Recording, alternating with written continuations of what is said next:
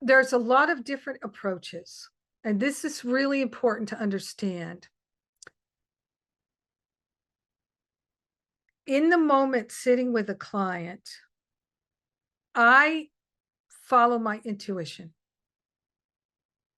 When I'm training counselors, they ask me all the time, what do you do when this happens? What do you do about that? What do you do about this? And I will answer them, and I'm going to give you more answers in a minute. But the first thing I always say, first, go to spirit. Just open your mind to spirit, because spirit knows the perfect thing to say. I'll give you an example.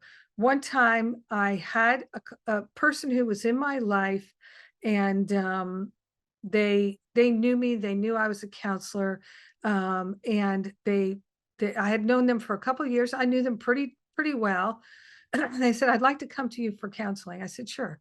So in the session, spirit gave me this thing to say. I said, well, imagine that, like, you used to weigh 400 pounds and you lose that weight and blah, blah, blah, blah, blah, whatever that story was. And so I used that metaphor in the session. And then when the session was done and they were walking out the door, they said, did you know I used to weigh 400 pounds? And I said, no, my God, I would never have guessed that. And they said, oh yeah, I used to be huge. And because they were not at all, you would never have known that. And so I've just learned that spirit is going to give me, if I'm listening to spirit, now you have to listen to client and listen to spirit and not listen to your intellect. Do not start thinking about, what am I going to say? What am I going to do here? And when I train clients, counselors, I say this. I said, in the beginning, there were so many times when I would be listening to my client, and on the surface, I'd be going, really? Oh my. Oh, okay. Wow. And inside I'd be going, help me, Jesus, help me, Jesus, help me, Jesus, because I had no idea what to say to them, none whatsoever. But I always was provided for. You know, if the client paused and said, well, what do you think? I might for a minute be like, well, waiting here, waiting, come on, God, help me, Jesus. But I never felt, I was never failed. I was never failed. But if I was trying to figure it out from my intellect, I would have already failed, because I couldn't be in my heart and my intellect at the same time. And that is part of why being a spiritual counselor was so deeply healing for me, as it has been for everybody I know who really does this work. So there's that. So now the question is, when someone is really attached to the past, right? When they're really attached to the past, how do you help them let go of their attachment to their perspective, their point of view, their interpretation, and the meaning they made of it, right? That's the question. So there are many approaches you could take, and I'll name a few here. So I find that the forgiveness process that I teach is super effective.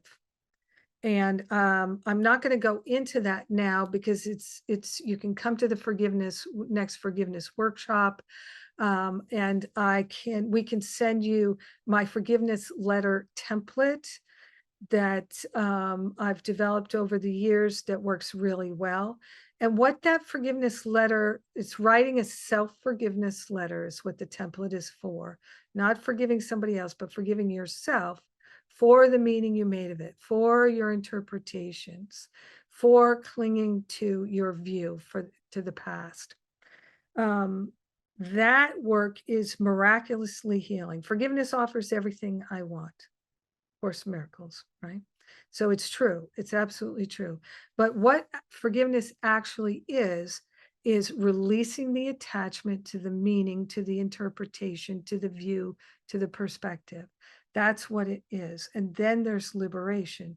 Then you don't need it anymore. But we become identified a part of our identity becomes that perspective, that view, that interpretation. And because we say, this happened to me because I'm this, right? So it affirms what I think I am. And so that's why we cling to it so hard.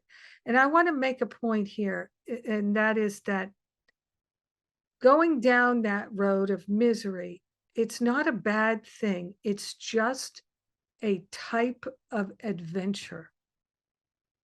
And it's very important for all of us not to judge ourselves or anyone else for running their life off the rails or making themselves miserable or becoming an addict, or it's just exploration. And that's what this world is for. It's for exploration. And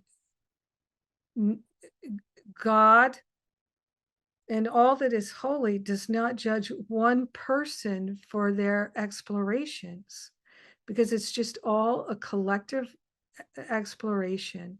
And I think that's super important. So if we can sit with our client knowing that all their attachments, sometimes I'm not a very clairvoyant person, so I don't see a lot of visuals, but sometimes I would literally see someone like bound up by 1,000 rubber bands, so constricted, or in a cage. Their view was so intense that it was so obvious, even I could see it visually in this way. And it's just an exploration. And so our job, the thing that can help them the most is our knowing that healing does not take time, that we can have one prayer, one session, one holy instant, and all of it, no matter how long it's been held, for how many lifetimes, it is complete and done and finished now. And I've seen it happen. And I'll tell an example of that.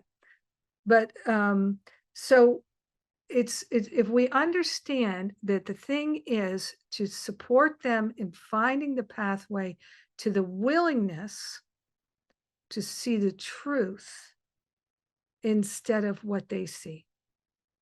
Michael Beckwith had a beautiful way of saying it. He said, when you believe more in what you don't see than what you do see, then you will see what you don't see and you won't see what you do see. Right? When you believe more in what you don't see than what you do see, then you won't see what you do see and you will see what you don't see. And so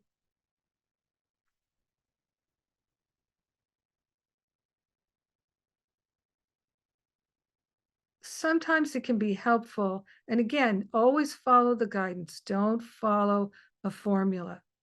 Don't follow a formula.